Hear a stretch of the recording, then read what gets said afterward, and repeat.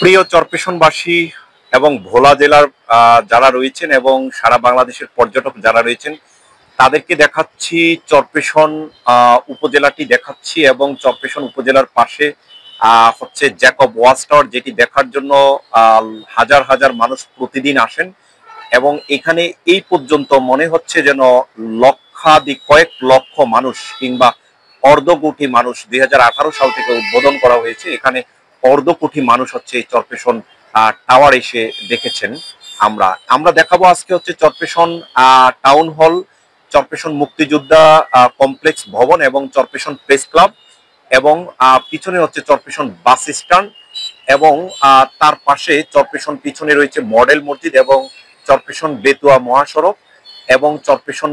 বাজারটি, যেটি হচ্ছে কলেজ রোড হিসাবে পরিচিত এবং পাশে ফ্যাশন স্কয়ার রয়েছে সেটিও দেখতে পাবেন এবং পিছনে যে বাজারটি রয়েছে সেই বাজার মার্কেট এবং হচ্ছে পিছনে মেঘনা নদী সেটি দেখা যাচ্ছে এবং ডান পাশে যদি আমরা দেখি তাহলে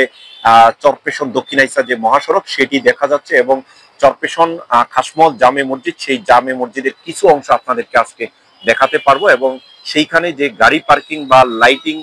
ডিসপ্লে রাতে করা হয় সেটি এবং পিছনে বলেছি ধান সুপারি গোলা এই তিনে ভোলা সুপারি গাছ, অনেক সুন্দর সুন্দর সুপারি গাছ রয়েছে সেগুলো এবং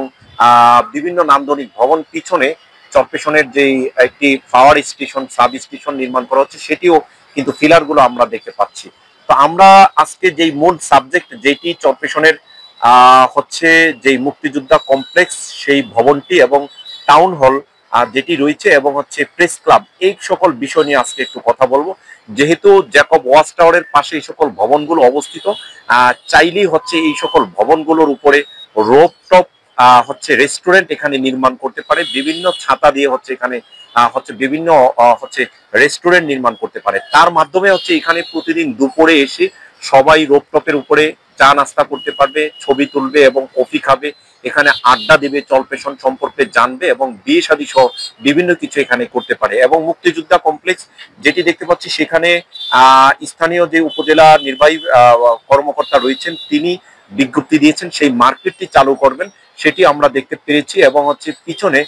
যে বাস টার্মিনালটি যেটি হচ্ছে চরপেশন বাজারের দক্ষ হিসাবে পরিচিত, এই বাস টার্মিনালটি অতি দ্রুত এখান থেকে সরিয়ে যেই সাবেক বাস টার্মিনাল চরপেশন মোকারবান্দা বাস টার্মিনাল সেখানে যেই আধুনিক বাস টার্মিনাল সেখানে হচ্ছে বাসগুলো হচ্ছে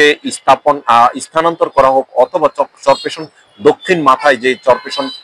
বাস টার্মিনাল রয়েছে সেখানে হচ্ছে এগুলো হচ্ছে নিয়ে যাওয়া হোক এবং এই জায়গাটি যাতে মুক্ত করে দেওয়া হোক, যাতে চরপেশন বাজারের মধ্যে যাতে হচ্ছে কোনো যানজট না থাকে সেই বিষয়ে আজকে একটি ভিডিও করব। এবং হচ্ছে পাশে যেই টিনশেড ভবনগুলো রয়েছে সেগুলো যাতে হচ্ছে স্থানীয় লোকজনের সাথে কথা বলে এখানে যদি সুন্দর সুন্দর বহুতল মার্কেট নির্মাণ করা যায় বা আবাসিক নির্মাণ করা যায় তাহলে হচ্ছে এখানে চরপেশনের সৌন্দর্য বৃদ্ধি পাবে এবং যারা পর্যটক এসে এসে দেখাশোনা করবেন তাদের কাছে এটি ভালো লাগবে। এবং এখানে বলেছিলাম যে টাউন হলটি এটি অনেক প্রাচীনতম একটি টাউন হল এবং অনেক পুরনো ভাবে জরাজীর্ণ ভাবে পড়ে আছে। এখানে চরপেশন প্রেস ক্লাব চত্বর রয়েছে সেখানেও রয়েছে, এই ভবনগুলো যাতে হচ্ছে রং করে হচ্ছে সুন্দর করে সাজানো হয় সেই বিষয়ে হচ্ছে বিশেষ নজর দেওয়া উচিত। এবং এর পাশে যে অন্যান্য যে ভবনগুলো রয়েছে বিশেষ করে যেহেতু এটি পর্যটন এলাকা একটি উপশহর সেই হিসাবে এখানে যে সরকারি স্থাপনা বা বেসরকারি স্থাপনা সেগুলো একটি উন্নয়ন কর্পোরেশনের মাধ্যমে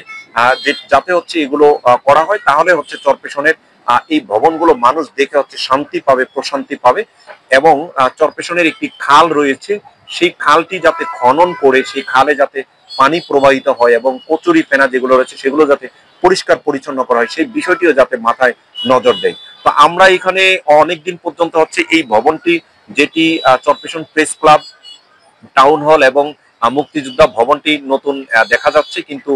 টাউন হলটি যাতে হচ্ছে আরো নতুন করে আধুনিক ভাবে নির্মাণ করা হয় এবং এটির ছাদে যাতে হচ্ছে একটি সুন্দর রেস্টুরেন্ট নির্মাণ করতে পারে সেই বিষয়টি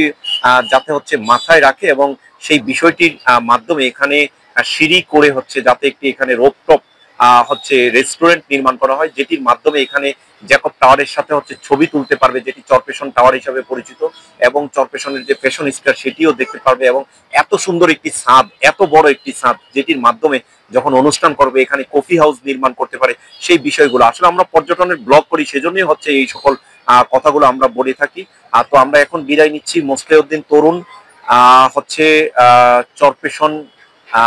জ্যাকব ওয়াচ টাওয়ার, চরপেশন ভোলা। ধন্যবাদ সকলকে।